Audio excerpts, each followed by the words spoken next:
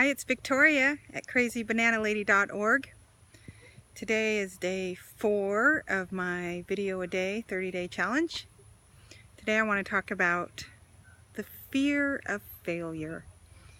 And this is a pretty common fear. And I like to look at this fear from a physical point of view rather than get to the emotional side and all of that stuff. The physical, if you look at failure in a physical way, as I view it in me practicing my handstands. I practice and I practice. Starting out, I would not do it.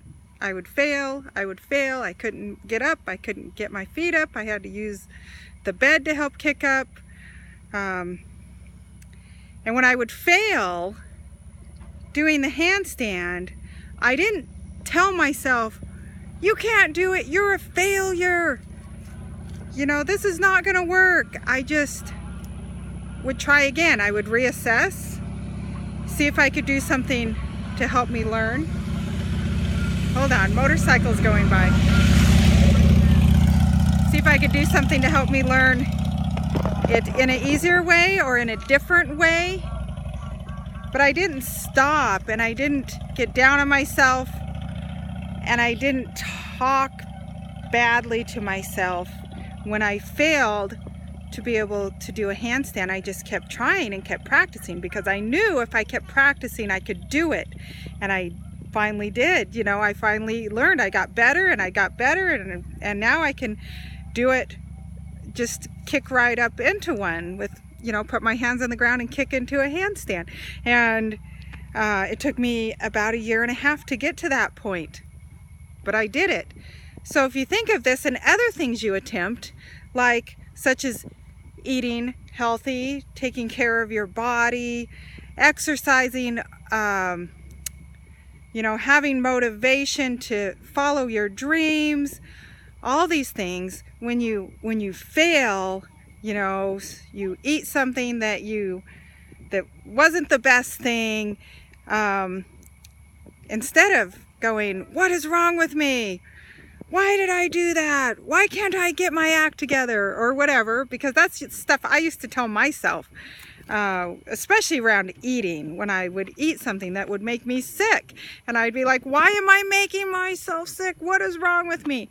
And I stopped doing that behavior. I stopped talking to myself like that. I stopped being discouraged about that, because when I do that, then I become not trusting of myself. I don't trust myself to do the right thing for me. And that wasn't working out either. So I started thinking of it as I think of it when I physically am trying to do something and I just keep trying.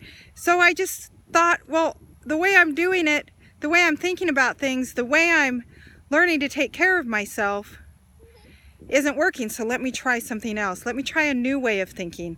Let me try a different approach of talking to myself. And I just kept practicing and trying new things and practicing. And I got to the point where I really was able to follow my inner guidance system and not sway from it. You know, not say my inner guidance system says eat a banana and I say, no, I want French fries, and my guidance system says eat a banana, and I say, yes, my guidance system knows what's best, and I am going to regret eating those French fries, but if I follow my inner guidance system and eat a banana, everything's going to be good. And when I continue to just honor my inner guidance system and follow it, then I became very trusting in myself, because I knew that I would follow my inner guidance system. I knew I would make the right decision. And even when I don't make the right decision now, which I don't ever consider a decision not the right decision, I just consider it a learning experience that I needed to have in order to get to the place where I'm growing, the place I'm expanding. So So yeah, you know, I say I do something that I'm just, that isn't following my inner guidance system. I don't go, what the heck is wrong with me? I just go, I needed that experience to remind me to follow my inner guidance system. And that's it. I just let it go. I let it go. I don't get down on myself. I don't regret it. I don't feel guilty. None of that stuff comes into my experience anymore. I just continue to love myself, and it's not my life is not a stop and start. You know, I'm doing good and then I fall over and then everything stops for a while, or I regress or go backwards, or it's not that. Life is a continual flow. And so as I do these, as I make these mistakes, I just continue the flow of, oh, I made a mistake. I needed to see that. I needed a reminder, or I just needed that growth experience. And I just continue on with the flow and follow my inner guidance in the next meal. And it's not even getting back on track. I'm always on track. It's just acknowledging that I needed a reminder, and that way doesn't work, and to get back to following my inner guidance system.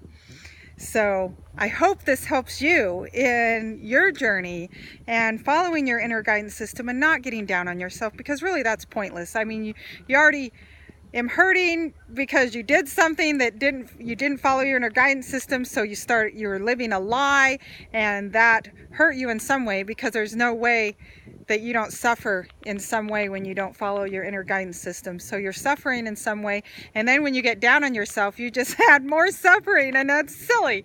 So just continue on. Just continue loving yourself and being okay. And even if you keep making mistakes for a week or a month, just calmly stay calm with yourself. Say, it's okay.